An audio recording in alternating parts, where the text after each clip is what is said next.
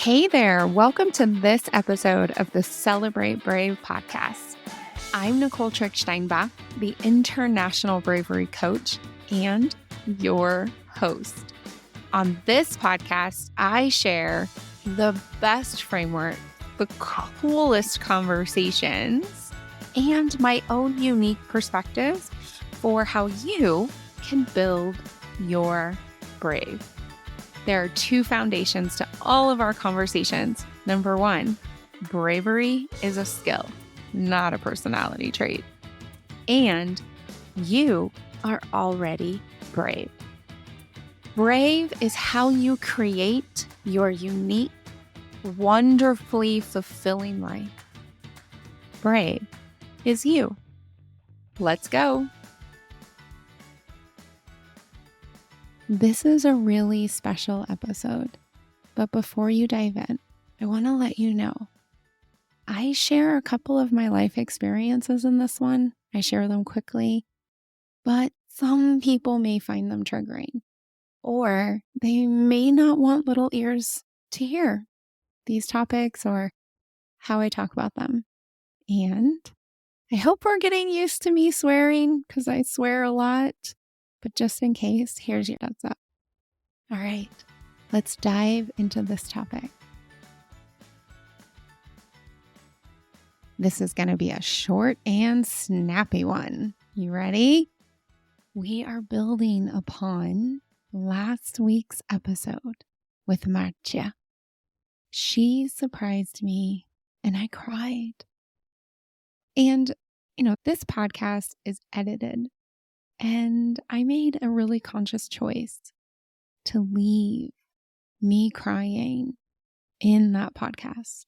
I wanted you to hear how deeply Marcia inspired me, touched me, and I want you to have the opportunity to go further as well. So today, I am concretely coaching you.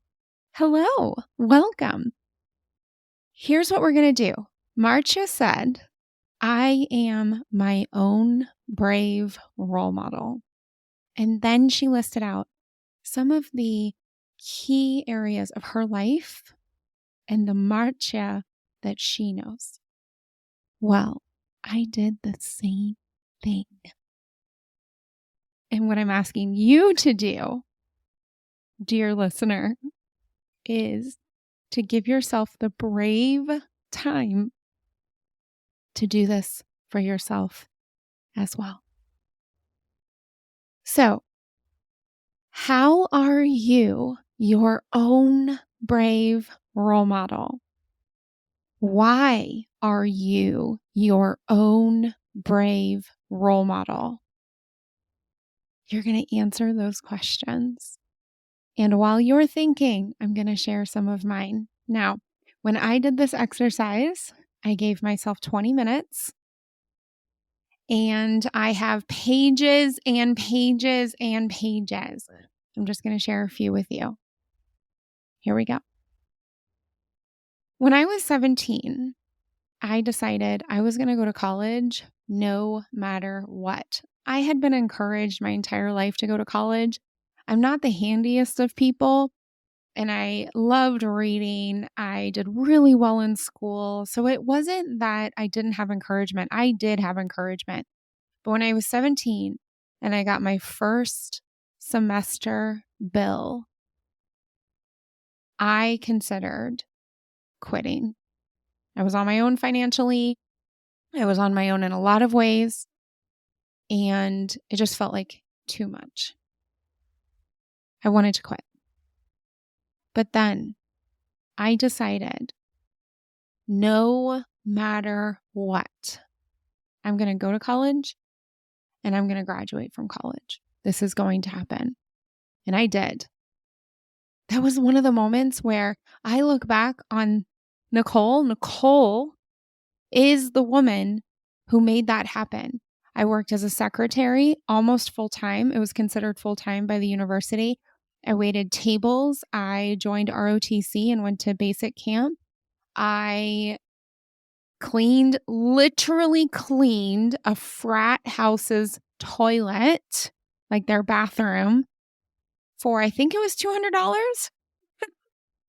So I could, quite frankly, get food. My roommate at the time, her family is from a farming community. They brought us deer.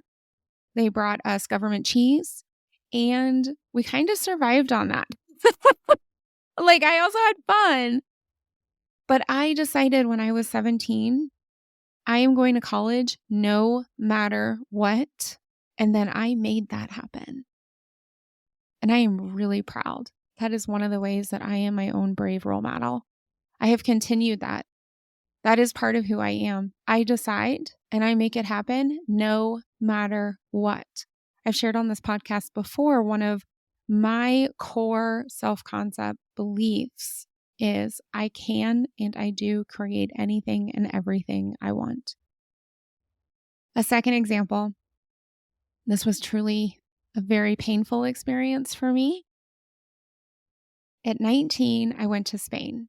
How I ended up at Spain is a really, really long story, but I was there studying abroad. Most of it was paid for, but I needed to feed myself. I needed money for food and I got a job.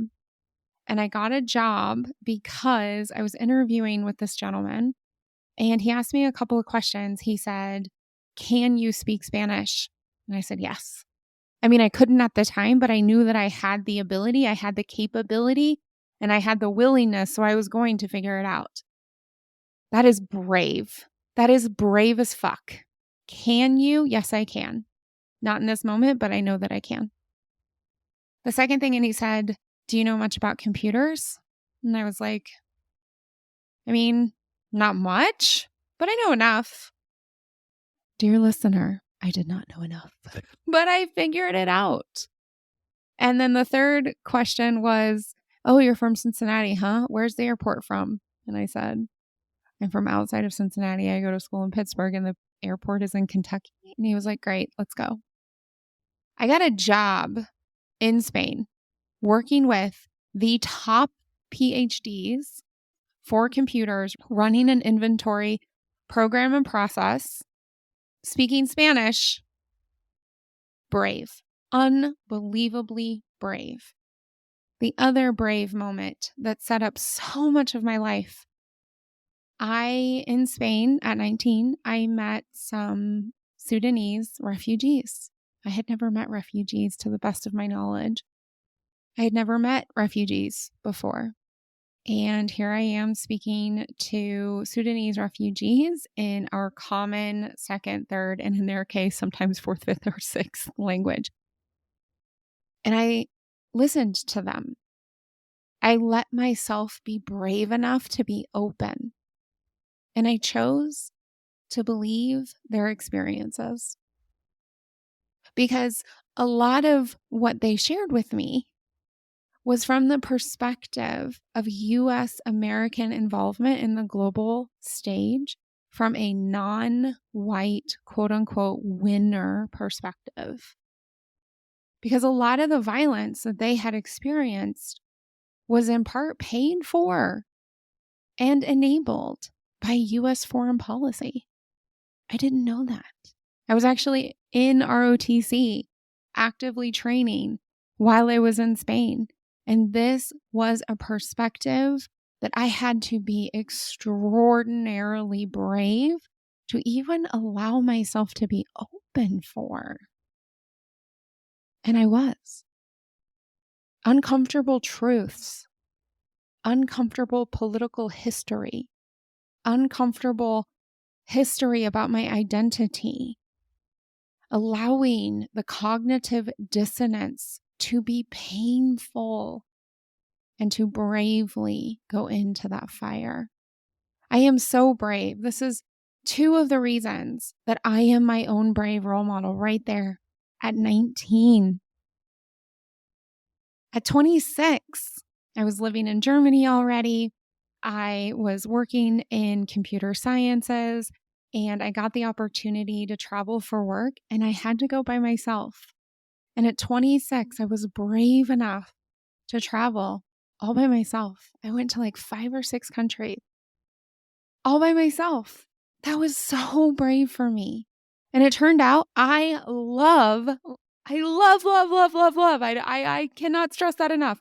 I love eating amazing food in beautiful restaurants all by myself. And it's one of the coolest things.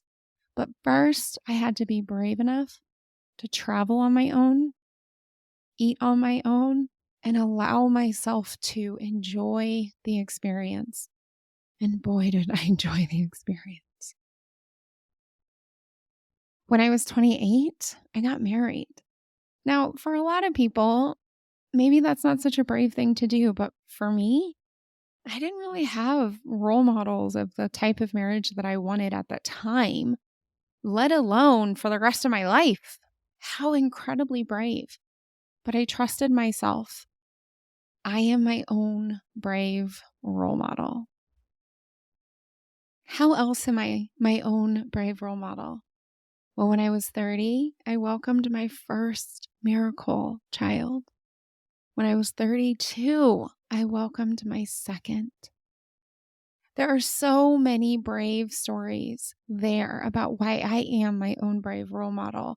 But the one I'm going to share with you right now is that the pregnancies, both of them were hard. Both of them had, let's call it, irregular birth experiences. And especially after my second child's birth, I got really, really sick. And I wasn't being listened to. I was so tired. I had this brand new newborn, and my little one had just turned 2 years old, and it was so much. And I knew something is not right. Something is not right. And the moment of bravery where I wasn't being listened to, I wasn't being taken seriously, I was exhausted, and I threw a tantrum. Listen to me.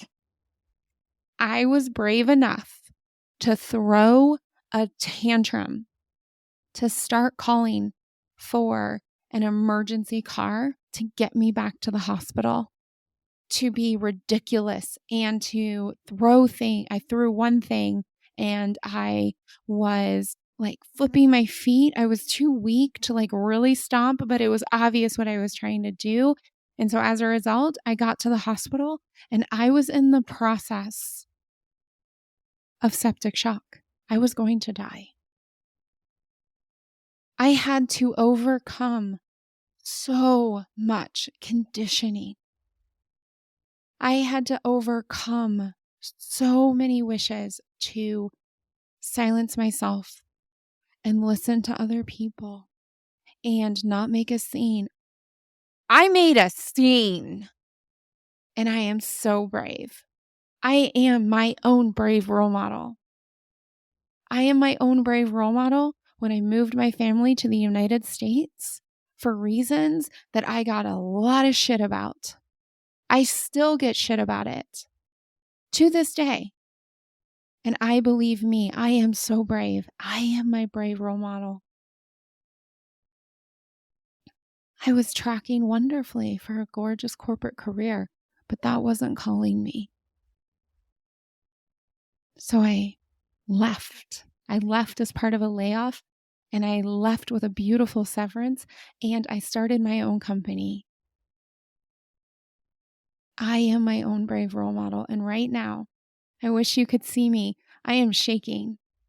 This feels so vulnerable for me to share with you because there are many other things that I could share. Like, for example, when I had a slip and I was scared of getting pregnant and I was not ready to get pregnant, but I had been indoctrinated that I could absolutely never have an abortion. That is so wrong. And that's a baby and life starts at conception and all of these things. And I still made my brave choice and I got plan B. Or the time that I helped organize anti-war activity when I was 21, right after September 11th, 2001. That was so scary. Or the time I said no to working over the weekend and claimed back my time. My God, was I brave. I am my own brave role model. And you are too. How? How are you your own brave role model? Why are you your own brave role model? Those are the two questions I want you to answer. If you need help with this, when you need help with this, reach out to me. This is the work that I help my clients do. You can build the skill of bravery. My clients do it all the time. Until next week, go be your own brave role model. I will too. Hey, before you go, you are ready to become the bravest, most fulfilled version of you. And I am ready to be your coach.